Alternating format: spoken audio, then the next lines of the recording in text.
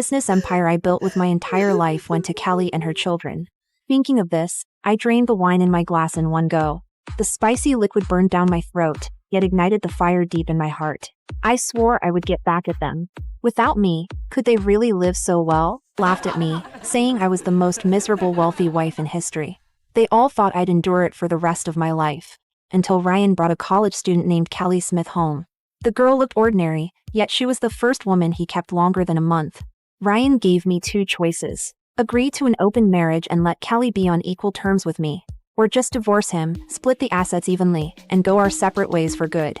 His friends were there, watching the show. They were sure I'd just keep being a pushover, putting up with everything. But to their surprise, I chose the latter without hesitation. In my previous life, I chose to endure, and what I got in return was Kelly pushing her luck further and further. She forbade Ryan from touching me or giving me any of his assets. In my later years, I couldn't help but envy Kelly, who ended up with everything: money, children, the whole package. Even after Ryan died, his will didn't grant me anything. All his inheritance was left under Kelly's control. I had been his lawful wife, but ended up with nothing at last. Reborn into this life, I finally figured everything out. This time I just wanted to take the money and leave. I picked up the divorce agreement, read it carefully from beginning to end, and was about to sign my name. Anna, Taylor, think this through. Once you sign, there's no turning back. I didn't stop. I quickly wrote my name down. I'll pack my things and leave right now. Why the hell would I turn back? In my previous life, I thought bringing Kelly home was just another one of his tricks to mess with me. Naively, I believed that after all these years of marriage, he must have had at least a little affection for me. I was a fool. He and Kelly had kids one after another and grew old together in love. And I, in that house, was like an awkward outsider. Not until my later years did I hear him talking with Kelly in a hospital room. He said that back then, the dramatic scene of catching a guy in my bed had been arranged by him personally. I was just tired of her and didn't want things to get too ugly, so I staged the whole thing. There wasn't a shred of guilt in his clouded eyes. That way, anything I did afterward seemed completely justified. So that was it. No wonder every time I desperately tried to explain, all I got was his cold disbelief. Because from beginning to end, he knew the truth. He didn't love me, yet he used a fabricated crime to trap me for 50 years. He could have ended it cleanly with one stroke, but instead chose to slowly torture me to death. Looking at the young yet still cold face before me, I felt nothing but hatred. He stared blankly at the signed agreement, his eyes filled with shock. Outside the door, the faint sounds of whispering my distinguished parents-in-law rushed in cheerfully. My mother-in-law grabbed Kelly's hand, looking her up and down, clicking her tongue in praise. Oh my, look at her! So young and so energetic! My father-in-law, who had always treated me with hostility, was smiling kindly at this moment. He shot me a pointed glance. Finally, we can send away that useless one. It's been so many years, but there's no kid at all. Kelly lowered her head shyly, pretending to be modest. Sir, madam, please don't say that.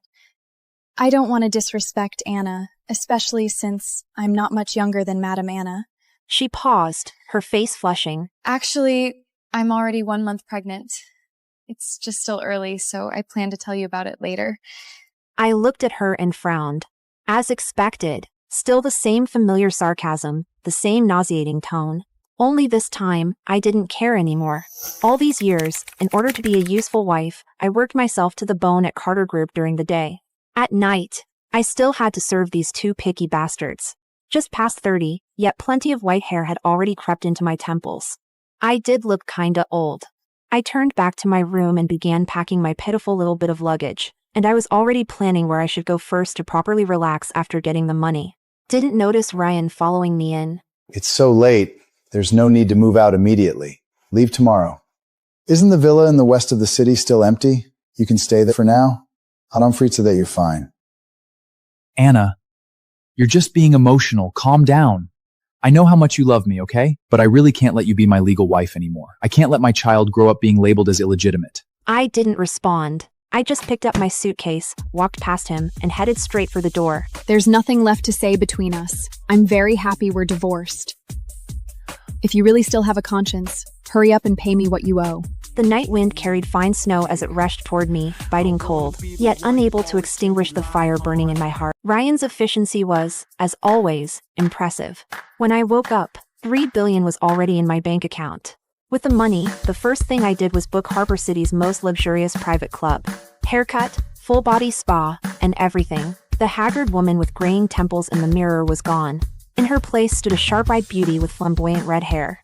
Just as I finished changing, my best friend Iris Allen called. She immediately burst into a fit of shouting. Anna Taylor! What's going on between you and Ryan? Have you lost your minds? What the hell happened? I held the phone a little farther away and asked lazily, What's wrong? And you still ask what's wrong? Haven't you seen the news yourself? The headlines are all the photos of Ryan's a tinfully with their mosinals. He said frontageejus that they bidges his lonely life. He even shed they bail been quetting. Your snobby Kermie were right there too, saying that Bidget deserves it. Her voice dropped, filled with cautious concern.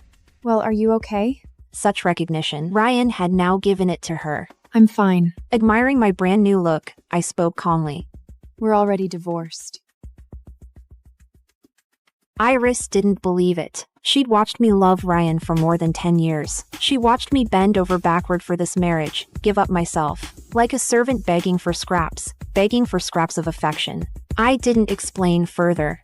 I just laughed and said, Are you free tonight? Let's go get a drink.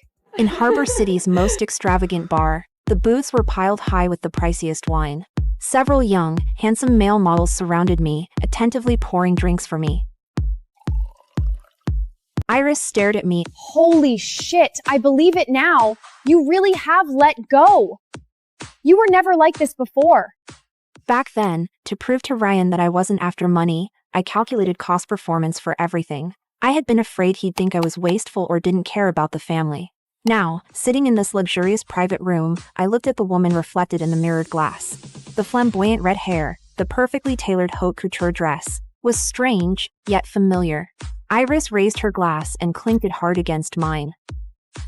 You look a bit like that once-in-a-century genius beauty from the finance department at Ace University. She downed a huge gulp of wine and then complained. Back then, so many venture capital firms were fighting to invest in you.